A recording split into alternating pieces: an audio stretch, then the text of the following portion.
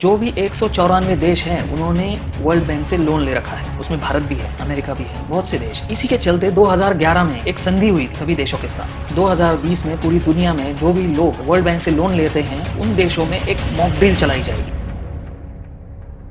नमस्कार दोस्तों, मैं अमोल कोते एके टॉक्स यानी कि ऑल काइंड ऑफ टॉक्स में आप सबका स्वागत करता हूँ।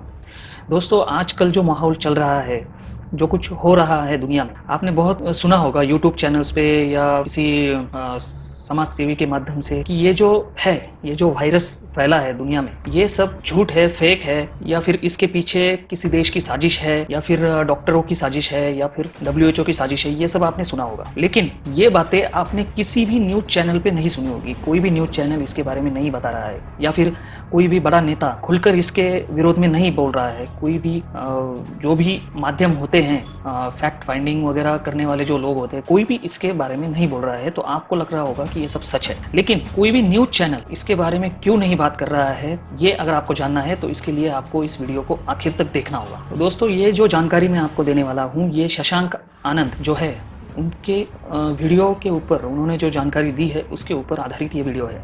ये मेरे कोई निजी विचार नहीं है, ये कुछ मैं खोज करके नहीं लाया हूँ, लेकिन फिर भी मैं आपको बता दूं कि ये वीडियो उन्होंने दी गई जानकारी के ऊपर मैं बना रहा हूँ। तो दोस्तों, जैसे वर्ल्ड बैंक हर देश को कर्ज देता है, जो भी लोन देता है, तो जैसे आप सोचिए कि आपको अगर लोन लेना होता है, जब आप बैंक के पास जाते हैं या फिर जो भी फाइनेंशियल इंस्टीट्यूट होगा उसके पास जाते हैं लोन लेने के लिए, तो वो लोग आपको अपने टर्म्स एंड कंडीशंस बताते हैं। लेकिन आपको चाहिए लोन, आप सिर्फ लोन लेना चाहते हैं, वो 10%, 12%, 15%, 20% जो भी ब्याज आपको बोले, जो भी टर्म्स एंड कंडीशंस आपको बोले, आपको वो सब मंजूर होती है। आप ठीक से पढ़ते भी नहीं है और आपको बस लोन लेना होता है। आप बोलते हैं कि भैया जो चाहिए वो टर्म्स एंड कंडीशन हो, आप बस लोन दे दो, क्योंकि आप कुछ बड़ी मुसीबत में होते हैं या फिर कुछ आपके बड़े काम उस लोन के जरिए होने वाले होते हैं। तो वैसे ही हमारे देश लोन लेते हैं वर्ल्ड बैंक से लोन लिया जाता है, और वर्ल्ड बैंक के भी ऐसे ही रूल्स और रेगुलेशंस होते हैं हर देश के लिए।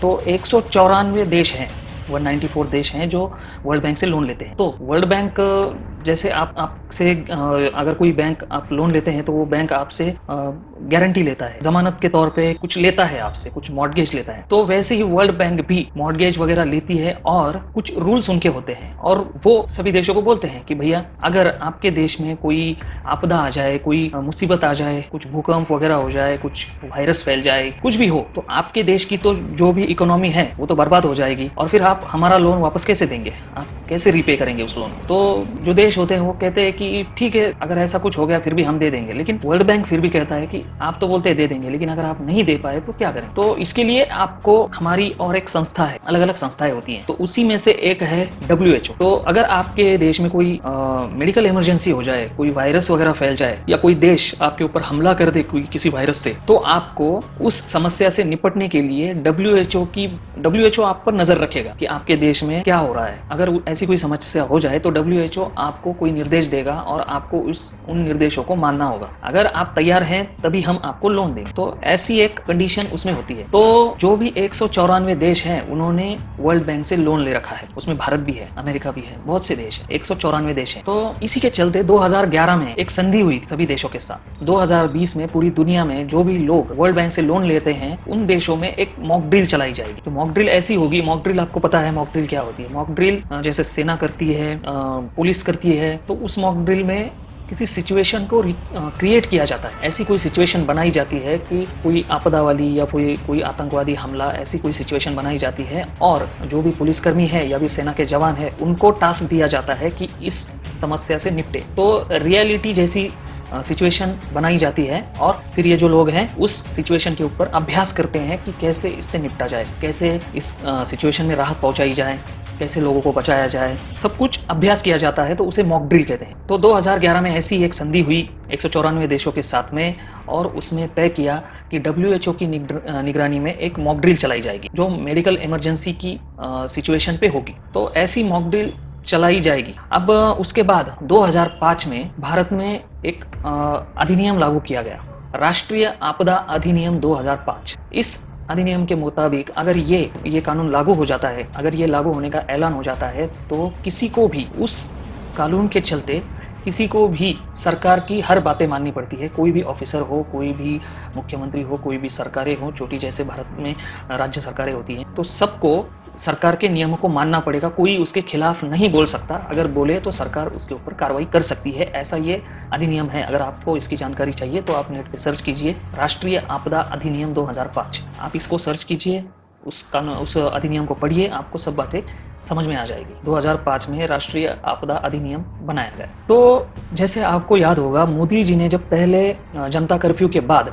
21 दिन के कर्फ्यू का 21 दिन के जो लॉकडाउन का ऐलान किया, उस ऐलान को करते समय मोदी जी ने कहा कि आज से अभी से राष्ट्रीय आपदा अधिनियम 2005 लागू किया जाता है। तो लागू किया जाता है ये बोलने के साथ ही वो कानून उस वक्त से लागू हो गया, और कोई भी मीडिया हाउस, कोई भी चैनल या फिर कोई भी रवीश कुमार, अर्नब गोस्वामी या फिर सुधीर चौधरी, किसी को भी इसके खिलाफ बोलने की इजाजत नहीं है। कोई भी मंत्री, कोई भी राज्य इसके खिलाफ, कोई भी अधिकारी इसके खिलाफ नहीं बोल सकता, कोई भी डॉक्टर इसके खिलाफ नहीं बोल सकता। तो ये अधिनियम उस वक्त से लागू हो गया है। और जो लोग सोशल मीडिया पर बातें करते हैं, जैसे मैं और भी कुछ लोग सोशल मीडिया पर बातें करते हैं इसके खिलाफ, तो सरकार चाहे तो उनके ऊपर एक्शन ले सकती है, लेकिन सरकार ऐसा नहीं करेगी, क्योंकि अगर वो एक्शन लेंगे तो ये बात मीडिया में भी आएगी। अगर मीडिया को इजाज़त नहीं है कुछ कहने की, मीडिया बस क्या कर सकती है कि मीडिया उसके बारे में जानकारी दे सकती है, कितने लोग मरे, कितने लोग इन्फेक्टेड हुए, ऐसा हुआ, वैसा हुआ, पथरा हुआ, ये हुआ। मीडिया सिर्फ जानकारी दे सकती है, उनको सब पता होते हुए भी उनको कुछ बताने की इजाज़त नहीं है राष्ट्रीय आपदा अधिनियम 2005 के मुताबिक। तो मीडिया सिर्फ जानकारी दे सकती है, लेकिन अगर कोई सोशल मीडिया पर इसके खिलाफ बातें करता है तो उनको, अगर उनके ऊपर कार्रवाई होती है तो ये बात मीडिया में आएगी, और मीडिया दोनों तरफ का पक्ष रखेगी कि सरकार ये कहती है, ये आदमी ऐसे ऐसे कह रहा था, इसके लिए इसके ऊपर कार्रवाई हो गई, तो फिर लोग उसके बारे में जानने की कोशिश करेंगे और फिर आंदोलन खड़े हो सकते हैं। तो ये सब ना हो, इसलिए सरकार इन लोगों पर, जो भी सोशल मीडिया में इसके खिलाफ बोल रहे हैं, उनके ऊपर, उनके खिलाफ कोई कार्रवाई नहीं कर रही है। अगर सरकार चाहे तो कर सकती है, और ये राज्य सरकारों को भी पता है, केजरीवाल को पता है, उद्धव ठाकरे जी को पता है, जो भी राज्य सरकार है, ममता बनर्जी है, ये है, वो है, सबको पता है, लेकिन वो इसके खिलाफ बातें नहीं कर सकते। हाँ, लेकिन वो इसका फ़ायदा ज़रूर उठा रहे हैं। वो अपने जो जनता है उनको ये दिखा के, उनको इमोशनली ऐसा दिखा के कि देखिए ये इतनी बड़ी आपदा है और इसमें हम आप लोगों की कैसे मदद कर रहे हैं, आप लोगों को कैसे इससे बाहर निकाल रहे हैं, इस तरह का